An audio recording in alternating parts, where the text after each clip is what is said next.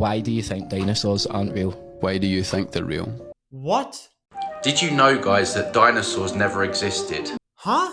Dragons did exist, and they were dinosaurs. Oh my goodness.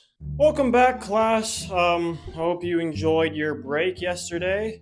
Today we're back with another lesson called Dinosaurs Were Smarter Than Some People. Just for receipts, we have stupid counter. Do with that what you will. Hello everybody, welcome back to the dig site. I think it's pretty obvious of what we're going to be covering for today's video, so I'm not going to waste any time, let's just get right into it. Dragons did exist, and they were dinosaurs. Already off to a brilliant start. Dragons did it, it takes guts. It honestly takes guts to believe dragons existed more than dinosaurs. But there's like a study on this too. The wings of birds don't decompose or don't stay intact like the rest of the other bones. Don't decompose like the rest of the wing. Like, what? Okay, whatever. Birds. So let's say a T-Rex was actually a dragon and it had wings. The wings would have decomposed and not stayed intact with the rest of the bones. Oh, that's so it would be lost forever. Does he think the Tyrannosaurus Rex had wings? Those are the arms of a Tyrannosaurus Rex. Very short, very stubby. He claims to believe that the wings of the Tyrannosaurus Rex fell off after its death, which is why we can't find the wings. If that sentence right there doesn't make you think he's high, I don't know what else will convince you. There's a couple of reasons why that makes absolutely no sense. For starters, if the wings of the dragon fell off, or if the wings of the T-Rex fell off when it died, that would mean that its entire arm would come off because its arm is a part of its wings. I know that because if this was the skeleton of a pteranodon, this entire structure would be its arms. If this is the entire arm of the pteranodon and we were using the same knowledge as this Nimrod was, basically when the pteranodon went extinct and died, its entire arm would be left behind and we would have no evidence showing that pteranodons flew. When the Tyrannosaurus Rex died, its arms would be lost forever because its wings...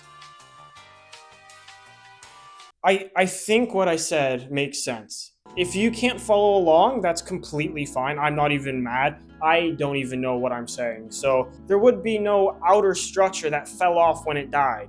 These are its arms entirely, and there was nothing else that was added to this structure. Like, this is all you get. So already, his logic makes zero sense. So since we're on the subject of Tyrannosaurus Rex arms anyway, let me tell you something that actually makes sense. Vestigial structures. Now, vestigial structures are basically a part of the body that has zero purpose anymore. There's no use for it anymore. Now, humans actually have an example of vestigial structures. It's called our tailbones. Another example for vestigial structures are the Tyrannosaurus Rex's arms. And the reason they de-evolved in the first place is because of the fact that Tyrannosaurus Rex had one of the most powerful bite forces of any land animal to ever exist. So yeah, that's basically an actual fact on Tyrannosaurus Rex and its little arms, not that they had wings or something stupid like that. So when you put all the bones together, and this is even true in science, like when they do put these bones together, they try and make something of it, but it's all theory, right? They're not gonna put its head where its foot is supposed to be. Like, there's common sense when it comes to reconstructing an animal. What are you talking about? There's no theory in it. It's just leg, tail, vertebrae, neck, head, arms, teeth, done. Dinosaur.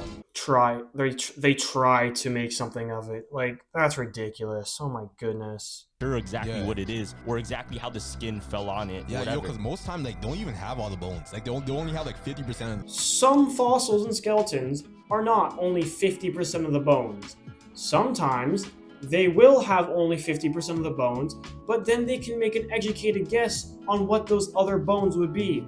For example, let's say, using his logic, only 50% of the skeleton was uncovered. you have 1 vertebrae, 2 vertebrae, 3 vertebrae, and 4 vertebrae, but then there's a missing piece right here. Can you guess what might be next in this lineup? Another vertebrae! We did it! We did Good it! job! If you had a basic understanding of anatomy and biology, you would probably be able to use your critical thinking skills to fill in the gaps. Okay, that video was pure torture. There was a lot of really stupid things in that one. Okay, let's see. T-Rex is flying. Didn't know what they look like, even though we have their fossils and skeletons. Just for looking at his face, just for looking at the other guy's face and his reactions. Overall stupidity and no research involved in that video. And just because I had to sit through that and watch a bunch of idiots on a podcast talk. What the? How Spinosaurus in the movie versus how it really sounds.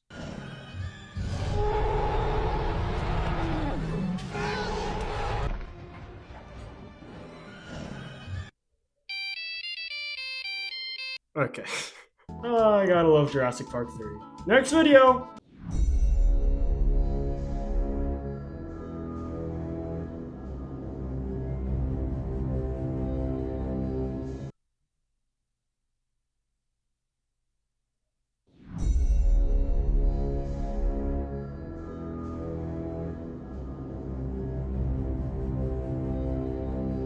How is that a video you just post onto the internet? Also, keep in mind, he's also in his car, probably waiting in line for Starbucks. Another man who believes that dragons existed instead of dinosaurs. Brief intermission. I'm very happy to announce that we are doing our 4th season of Exploring the Badlands. Last season, we went to Montana. In this season, we're going to be going back to Alberta. However, instead of staying in Dinosaur Provincial Park the entire time, we will be exploring new areas and terrain. So if you want me to find my own fossils out in the wild and physically prove all these people wrong, stay tuned. Because Exploring the Badlands Season 4 is coming sooner than you think. And with that out of the way, let's continue. Alright, for this one, let's just keep an open mind. Okay, keep an open mind. The entire dinosaurian field of the paleontological program is a sham. Open mind. In this video, I will reveal one of the greatest hoaxes in human history. It was the English paleontologist Richard Owen who in 1842 coined the term dinosaur. He did. Richard Owen did coin the term dinosaur. Cool. Thanks for the cool fact. I know that. Articles in the biggest American newspapers. The first dinosaur was discovered in North America by fossil hunter Ferdinand Vanderveer Hayden. Dinosaurs did not exist. Hear me out. So it's 2025, right? Which means the Earth is 2025 years old, right?